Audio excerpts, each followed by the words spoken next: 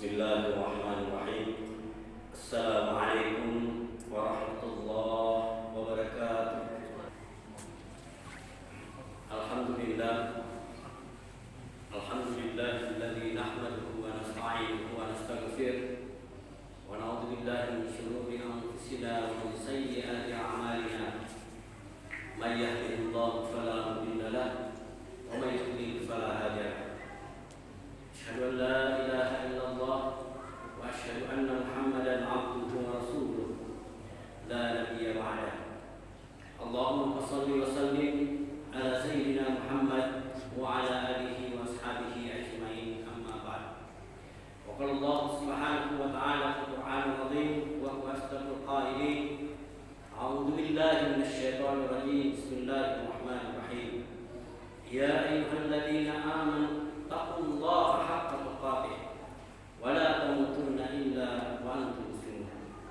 Wa qala aidan wa qala rabbuka an la ta'budu illa iyyah wa bil walidayni ihsana imma yablughanna 'indaka al-kibara ahaduhuma aw kilahuma fala taqul lahumā uffin wa la tanharhumā wa qul lahumā qawlan karīmā.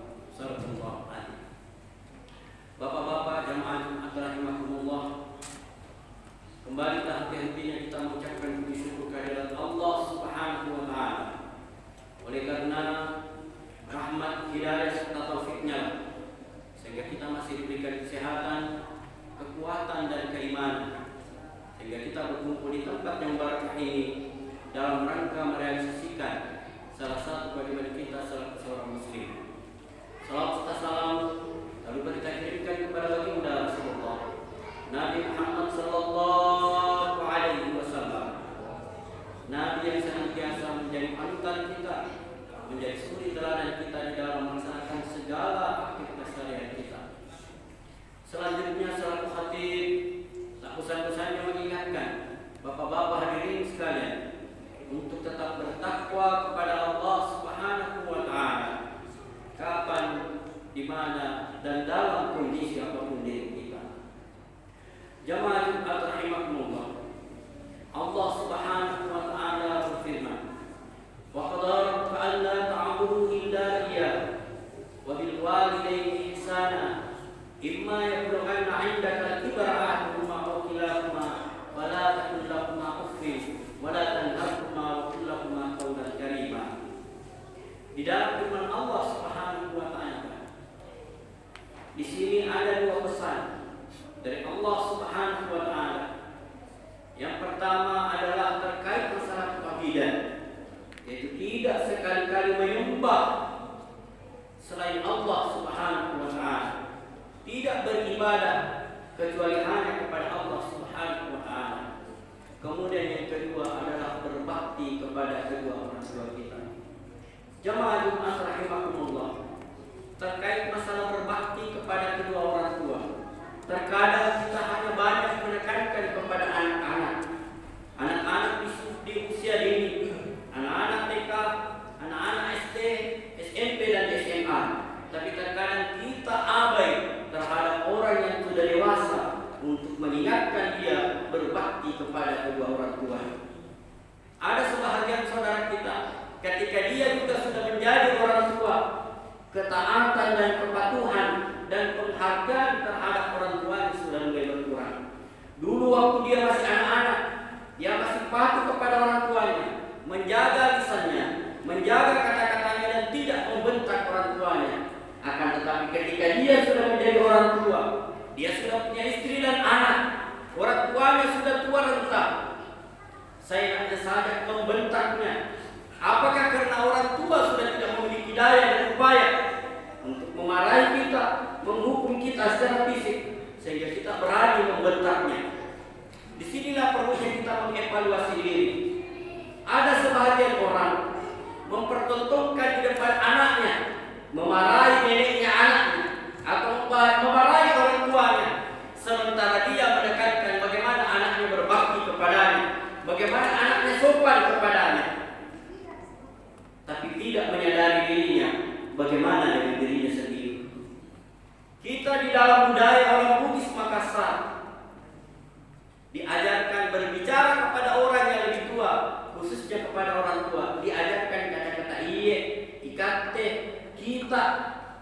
Idik. Tapi ketika orang tuanya sudah besar, dia sudah menjadi orang tua. Orang tuanya sudah tua. Seenaknya mengatakan, kau itu mama, kamu itu mama. Tahukah kita bahwa itu adalah bentuk dari kedekatan kita kepada orang tua? Dan ini terkadang kita tidak sadari. Sementara ini adalah wasiat dari Allah Subhanahu wa taala. Wa bil walidaini ihsana. Imma yablughanna 'indaka al-kibara ahaduhuma aw kilahuma fala taqul lahumā uffin. Jika salah satu di antara keduanya, jika keduanya atau salah satu di antara keduanya sudah berusia lanjut, fala taqul lahumā uffin. Jangan mengatakan jangan menolak, mengabaikan permintaannya sepanjang permintaannya itu bukan bermaksiat kepada Allah Subhanahu wa taala. Wala tanharhuma, jangan membentaknya. Terkadang ada sebagian saudara kita, mungkin karena di kantornya dia adalah seorang pimpinan, direksi dan sebagainya, sudah terbiasa memarahi bawahannya, sehingga orang tuanya ikut-ikutan dimarahi, orang tuanya ikut-ikutan dibentak. Wala tanharhuma, ini larangan Allah, bukan larangan penceramah. Wa qul lahumā qawlan karīmah, dan berkata-katalah kepada keduanya dengan kata-kata yang bijaksana. Bagaimana kalau kita tidak sepakat dengan apa yang dikatakannya, apa yang diinginkannya? Lebih baik kita diam daripada melawan dan membentak. Jamaah Jumat rahimakumullah, ada nasihat untuk anak-anak kita dan kita yang punya anak, bahwa kedurhakaan kepada kedua orang tua itu adalah dosa kedua terbesar setelah melakukan kesyirikan kepada Allah Subhanahu wa taala. Rasulullah SAW pernah ditanya, "Ayyu dzambi a'zam?" Dosa apakah yang paling besar? Ya Rasulullah. Yang pertama adalah asyirku billah, kata Rasulullah SAW. Kemudian yang kedua, waqul walidain, durhaka kepada kedua orang tua. Nah, bagaimana dengan diri kita? Kita banyak menuntut anak-anak kita untuk taat kepada kita, agar anak kita tidak durhaka kepada kita, agar tetapi kita tidak melakukan apa yang kita inginkan terhadap anak kita, terhadap orang tua kita. Jamaah Jumat rahimakumullah, tidak lama lagi kita akan masuk di bulan haji, di mana di bulan haji ada salah satu perintah Allah Subhanahu wa taala yang dihitung sebagai sunnah muakkad, yaitu ibadah kurban. Dan di dalam sejarah kurban ini ada dua yang kita bisa ambil. Bagaimana kisah pada masa Nabi Adam kedua putranya, kemudian yang kedua adalah kisah Nabi Ibrahim alaihissalam. Kita bisa mengambil pelajaran bagaimana seorang anak yang bernama Ismail taat kepada kedua orang tuanya.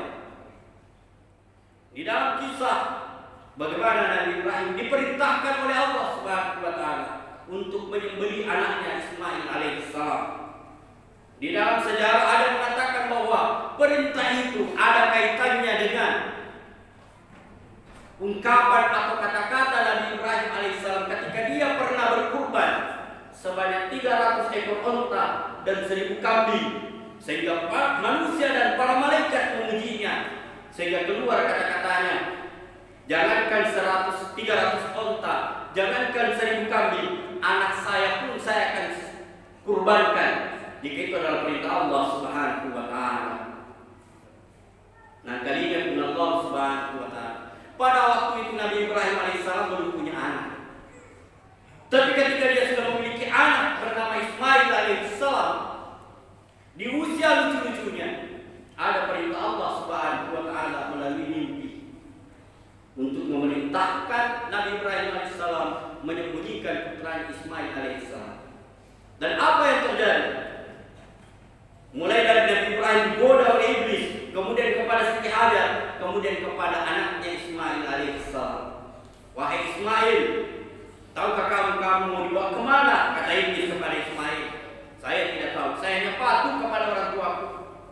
Iblis mengatakan, wahai Ismail, bapakku hendak menyembelih kamu. Bagaimana pandangan kamu? Apa kata Nabi Ismail? Dia hanya bertanya, ada apa gerangan sampai bapak saya mau menyembelih saya?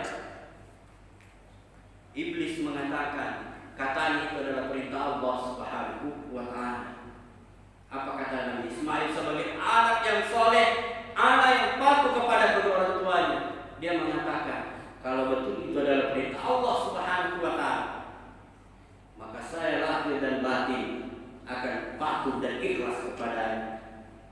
Jamaah Jumat rahimakumullah, kita terkadang jangankan untuk disembelih, orang tua kita hanya meminta sesuatu yang kita mampu mengadakannya, hanya karena kemalasan kita, sehingga kita tidak memenuhi apa yang menjadi keinginannya. Oleh itu kita menjadikan sebagai ibrah dari kisah ini adalah hendaknya kita patuh kepada kedua orang tua kita. Mungkin di Idul Fitri, di liburan tidak sempat ketemu orang tua kita di kampung, jika mereka masih hidup, usahakanlah di Idul Adha temui orang tua kita. Jalin silaturahmi dengan orang tua kita. Tidak perlu berpikir apa yang akan saya bawakan ibu saya, bapak saya. Mereka tidak terlalu mengharapkan itu. Apa yang mereka harapkan? Kehadiran kita di pangkuannya. Jangan terlalu bermodal dengan HP. Saya kan sudah video call dengan bapak saya sudah video call dengan ibu saya. Itu tidak terlalu berarti. Datanglah menemui mereka. Wujudkan kebahagiaan mereka. Orang tua kita terkadang, karena saya merasakan, kalau pulang kampung terkadang saya berikan seberapa saja. Mungkin uang yang saya berikan, akan tetapi ketika pulang penuh tuh. Bukan uang yang kasih kita, tapi macam-macam. Kasih beras, kasih bomba dan sebagainya dan sebagainya. Kenapa? Orang tua kebahagia melihat kita. Ada sebagian orang tua nanti dipaksakan. Ada sebagian anak ketika sukses di kota, nanti dipaksakan pulang ketika ada berita meninggal mamamu nak, meninggal bapakmu nak, baru dipaksakan pulang. Tidak ada artinya. Ada sebagian orang mau kemana? Mau pulang menziarahi kuburan orang tua, meninggal baru datang ziarahi. Ketika hidupnya begitu malas menemui mereka.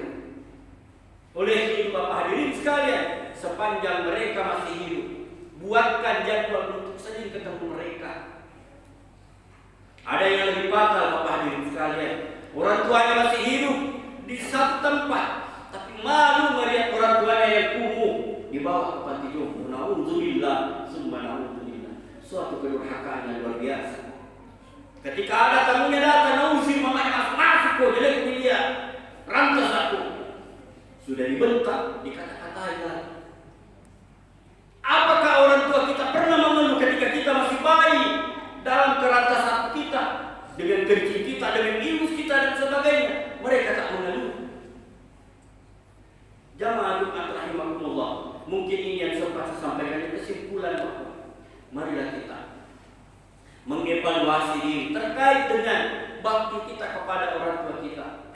Jangan sampai kita menuntut anak kita berbakti kepada diri kita, menuntut anak kita bagaimana dia patuh kepada kita, menuntut anak kita untuk tidak durhaka kepada kita, tapi kita mempertontonkan di depan anak kita sendiri yang durhaka kepada orang tua, tidak patuh kepada orang tua kita. Kita berharap anak kita suaranya tidak lebih tinggi daripada kita, tapi di depan mata mereka kita membentak orang tua kita.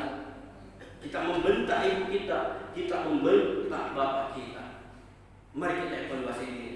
Kemudian yang terakhir, ketika mereka masih hidup, mereka itu adalah pintu surga yang berwujud di muka bumi. Akan tetapi ketika mereka sudah tiada di muka bumi ini, ketika mereka sudah meninggal dunia, maka pintu surga yang berwujud di muka bumi sudah tidak ada lagi. Janganlah kita terlalu banyak berharap datang ke syekh untuk meminta restu. Ketika kita menghendaki sesuatu, doa yang paling mustajab itu adalah doa kedua orang tua kita. Jadi ketika kita berharap sesuatu, minta orang tua kita untuk mendoakan kita.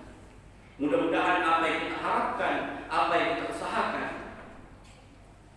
Allah mengijabah melalui lisan doa dari kedua orang tua kita. Lebih dari kurang mengimamkan jihad fisabilillah haq. Barakallahu li wa lakum fil Qur'anil wa nafa'ani wa iyyakum minal ayati hakim wa taqabbal minni wa minkum tilawatahu innahu huwal ghafurur rahim. Alhamdulillah hamdan kama amar, asyhadu la ilaha illallah wa asyhadu anna Muhammadan abduhu wa rasuluh la nabiyya ba'da. Wa qala Allah subhanahu wa ta'ala fi al-Qur'an al-Karim wa huwa asdaqul qailin. A'udzu billahi minasy syaithanir rajim. Bismillahirrahmanirrahim. يا أيها الذين آمنوا اتقوا الله حق تقاته ولا تموتن إلا وأنتم مسلمون. وقال أيضا إن الله وملائكته يصلون على النبي يا أيها الذين آمنوا صلوا عليه وسلموا تسليما. اللهم صل على سيدنا محمد وسلم محمد كما صليت على سيدنا إبراهيم وسلم إبراهيم وبارك على سيدنا محمد وسلم محمد كما باركت على سيدنا إبراهيم وسلم إبراهيم في العالمين إنك حميد مجيد. آمين. اللهم اغفر للمسلمين والمسلمات والمؤمنين والمؤمنات الأحياء منهم والأموات إنك سميع قريب مجيب دعوات ويا قاضي الحاجات. اللهم إنا نسألك سلامة في الدين وعافية في الجسد وزيادة في العلم وبركة في الرزق وتوبة قبل الموت ورحمة عند الموت ومغفرة بعد الموت. اللهم احمل علينا في سكرات الموت ونجاة من النار يا رب العالمين. اللهم أرنا الحق حقا وارزقنا اتباعه وأرنا الباطل باطلا وارزقنا اجتنابه. اللهم نور قلوبنا بقلب رسولك يا الله. اللهم يسر أمورنا وبلغنا رمضان. اللهم رب اغفر لنا ولوالدينا وارحمهما كما ربياني صغيرا. اللهم ربنا آتنا في الدنيا حسنة وفي الآخرة حسنة وقنا عذاب النار. عباد الله إن الله يأمر بالعدل والإحسان وإيتاء ذي القربى وينهى عن الفحشاء والمنكر والبغي يعظكم لعلكم تذكرون ولا تكتموا آيات الله أكبر والله يعلم ما تصنعون والله موفق إلى أقوم الطريق. أقيموا الصلاة.